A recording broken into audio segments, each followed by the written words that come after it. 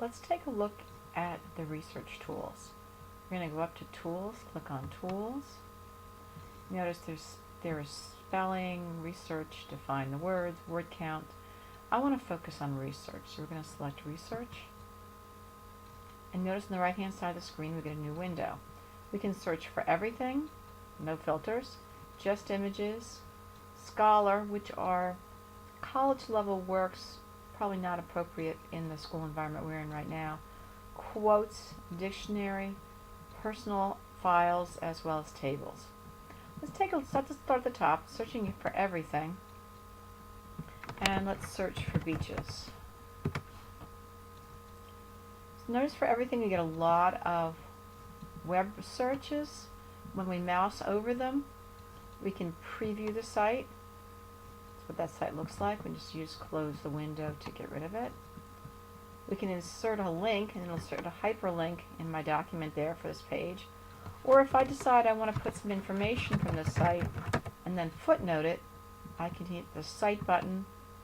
It will footnote it, and then down when we scroll down to the bottom of the page, we'll see the citation. So that's how everything works. Let's change our filter results and go for images. Now I'm working in Google Chrome, so if you're in Chrome, what you can do, you see a picture that you like, you can simply drag the picture into the document. Notice it also footnoted it here. We go to the bottom of the page. We now have 2 footnotes. Just a note on footnoting, you can change the format with this little arrow underneath the search bar, and you can filter by, you make it MLA, APA, or Chicago. You can also change this filter by license rights. I'm going to change mine to free to use commercially. Okay, so that's how images work.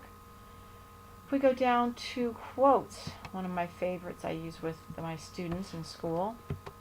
Unlike the search feature that we had for websites where we could either preview, insert the link, or cite, on quotations it's a little different. The only option we have as we mouse over this one is to insert.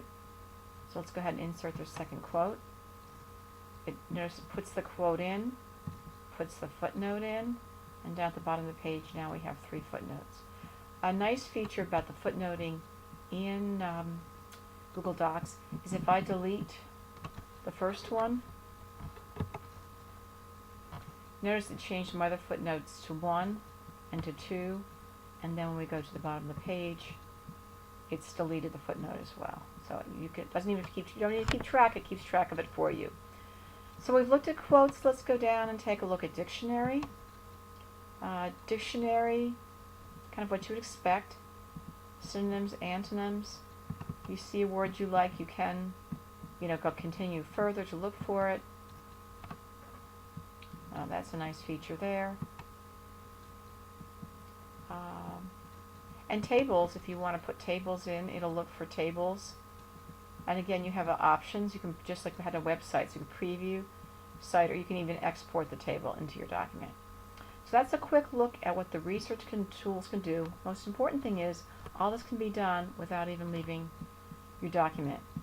Another, if you're not interested in using the tools feature to get to research, you can also right-click in your document. Let's see. And on a topic, and then you can it will open the research tools as well.